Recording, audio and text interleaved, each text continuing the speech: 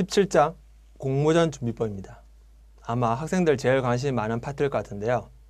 오늘 제가 알려드릴 팁은 공모전에서 좀 빨리 상을 받는 방법일 겁니다. 자, 오늘의 핵심 내용은 일단 공모전을 하는 이유는 많은 학생들이 취업되면 하겠죠. 그런데 명심해야 될 것이 다양한 분야의 공모전을 도전했거나 수상했다는 것보다는 목표로 정한 업종과 또는 직무와 관련된 한 건의 도전 또는 한 건의 입상작이 다른 그 어떤 것보다 값어치가 큽니다. 근데 공모전에는 유형이 크게 5가지가 있습니다. 광고, 논문, 디자인, 마케팅, 참여형. 그런데 대학생들이 가고 싶은 직업, 직무가 대부분 기획, 마케팅, 영업인데요. 기획이나 마케팅을 관련돼 가지고 공모전을 한다 그러면 당연히 마케팅 공모전을 해야 됩니다. 다른 걸 하실 게 아니라. 근데 학생들한테 사회에서 물어보죠. 너 마케팅, 기획 이런 거 하고 싶다는데 마케팅이 뭔지는 알아? 그럼 학생들은 정말 엉뚱한 답을 합니다. 고객에게 꿈을 심어주는 겁니다. 그럼 한숨밖에 안 나오죠. 회사에서 사람을 채용하는 일은 뭐냐면 돈을 벌기 위해서 돈을 벌어줄 사람이 필요한 겁니다. 회사의 모든 프로세스는 돈을 버는 것에 이윤치고 있습니다. 정당하게 돈을 버는 거에서. 마케팅은 돈을 버는 방법 중에 하나죠.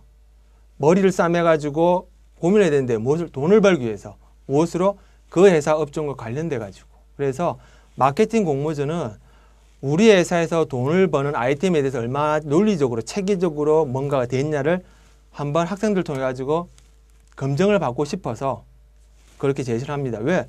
사람 뽑았을 때 면접 봐가지고 거기서 질문을 할 게 아니라 공모전 해가지고 과점을 내는 거 보면 이 친구가 공부를 했구나. 논리적으로 머리가 좀 돼 있구나. 논리적으로 사고를 할 줄 아는구나. 남을 설득할 줄 아는구나. 돈을 벌 줄 아는구나 하는 것이 보이기 때문이죠. 그래서 부장님이 됐든 누가 됐든 실제 사람을 왜 뽑습니까? 회사가 하는 일이 뭡니까? 물어보면 다 간단하게 심플하게 이야기합니다. 돈 벌기 위해서 하죠. 돈을 벌어줄 사람을 뽑는 거죠. 돈과 관련된 공모전 이벤트를 하는 거죠. 돈을 벌어줄 아이템을 모으기 위해서 이벤트를 합니다. 공모전 합니다. 라고 하죠. 자, 마케팅 공모전을 준비한 요령은 너무 복잡하게 생각하지 마시고요. 첫째, 책을 한 권 사십시오. 공모전 관련된 책. 취업센터 가면 분명히 있습니다. 빌려보시지 마시고 꼭 사십시오. 그리고 5번에서 10번을 읽으십시오. 저도 책을 많이 읽은 편이지만 저도 책을 한 800권 읽다가 그 다음부터는 한 권의 책을 사면 보통 5번을 읽습니다. 왜냐하면 그 한 권의 책을 그 사람은 몇 년간 경험과 노하우를 쏟아부어가지고 썼는데 제가 한 번 읽어가지고 마스터할 수는 없지 않습니까? 그래서 요즘은 제가 책을 사면은 보통 3번에서 5번을 연속을 읽어요. 근데 읽다 보면은 읽을 때마다 느낌이 틀리고 지식이 틀립니다. 여러분이 공모전 하고 싶으면은 공모전 관련된 책을 한 권 사서 5번, 조금 시간이 되면 10번을 읽으십시오. 그러면은 어떻게 공모전을 준비할지가 눈을 감아도 이렇게 생각이 되실 겁니다. 처음에 한 번 읽을 때는 한 3번에서 한 3일에서 4일 걸릴 건데 한 2번째 읽으면 한 이틀, 3번째 읽으면 하루 반 만에 다 읽어집니다. 신기하게도. 10번째 읽을 때는 거의 한 반나절 만에 다 읽어져요.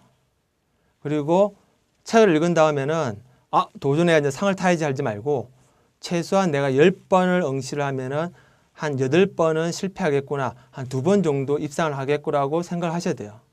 그래야지만 도전을 하게 됩니다. 안 하면 많은 학생들이 한 3번 시도하고 나서 상도 못 받으면은 능력이 안 되나 봐. 자질이 부족한가 봐. 지식이 부족한가 봐. 라고 지레지풀에 스탑을 하죠. 그 다음에 자료가 중요한데요. 벤치마킹을 할 자료가 많으면 좋죠. 근데 자료는 제가 뒤에 설명하겠지만 구글에서 검색하는 게 가장 좋습니다. 그리고 아이디어를 필요로 할 때 아이디어는 그 도전하고 싶은 공모전 아이템과 관련된 TV 다큐멘터리 시청만으로도 여러 개를 뽑을 수가 있습니다. 자, 설명을 좀 부가적으로 드리겠습니다.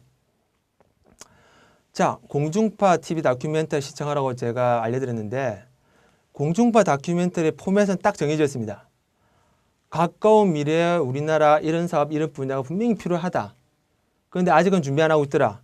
그래서 그 준비가 되어 있는 선진국 가서 촬영하죠. 노르웨이, 스웨덴, 미국, 일본, 독일, 그리고 그 나라에서 성공했던 사례, 실패했던 사례, 왜 실패했는지를 보여주고 한국에서 지금 준비하고 있는 기업체들 현황을 보여줍니다.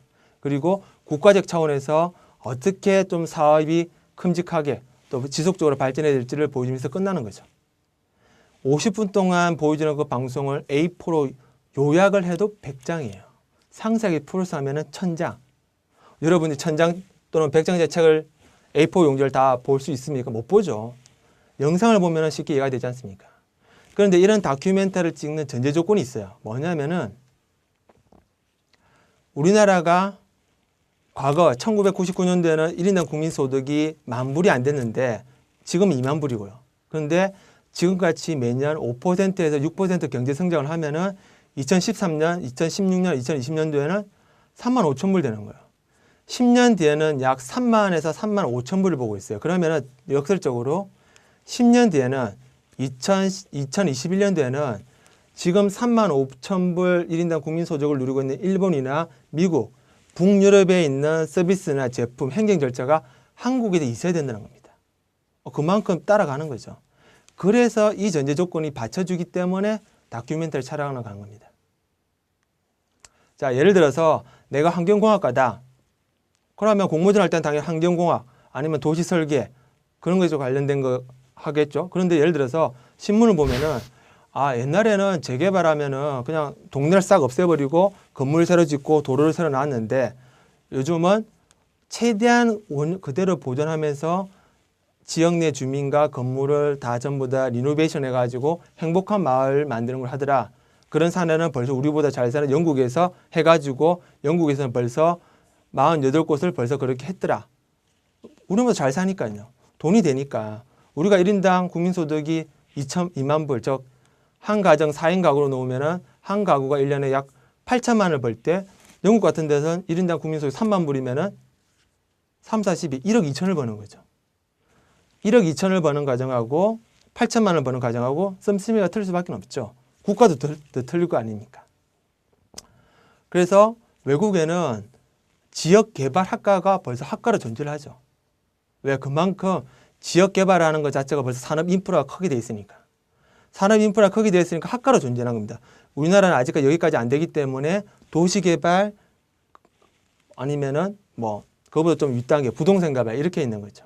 근데 지금 현재 서울의 일부 대학교에서는 석사과정, 박사과정에 이렇게 지역개발 관련된 코스가 벌써 생기기 시작했습니다.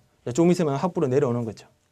그리고 그런 걸로 도시 환경개발로 가장 전 세계에서 잘 된 곳이 브라질에 있는 꾸리치파라는 도시입니다. 책도 많이 나왔고 다큐멘터리 나와 있습니다. 서울시 청계천 복원, 저희들이 옛날부터 했던 쓰레기 종량제, 버스가 다니는 차만 있는 버스 중앙 차선 제도 다 전부 다 꾸리치파라는 도시에서 이미 시행을 해서 여러 가지 시행착오를 해가지고 가장 성공한 그 시스템이 완성된 것들을 우리나라가 보고 뺏겨가지고 지금 하고 있는 거죠.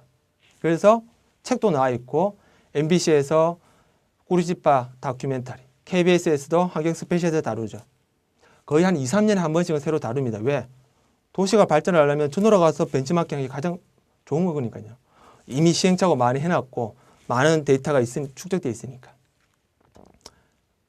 그래서 ITM은 관심 있는 그 공모전 주제와 관련된 TV 다큐멘터리를 몇 편 챙겨보셔도 충분히 많은 것을 찾을 수 있고요. 그 다음에 이런 공모전이 얼마나 다양하게 열리는지, 환경 관련된 공모전이 얼마나 많은지를 여러분 일일이 찾기 힘드니까 이렇게 신굿 공모전이라는 사이트 들어가셔가지고 검색을 하시면은 쉽사리 1년에 한 1,200건 열리는 공모전에서 환경 관련된, 도시 재건과 관련된, 지역 재건 관련된 공모전 아이템을 찾을 수 있습니다.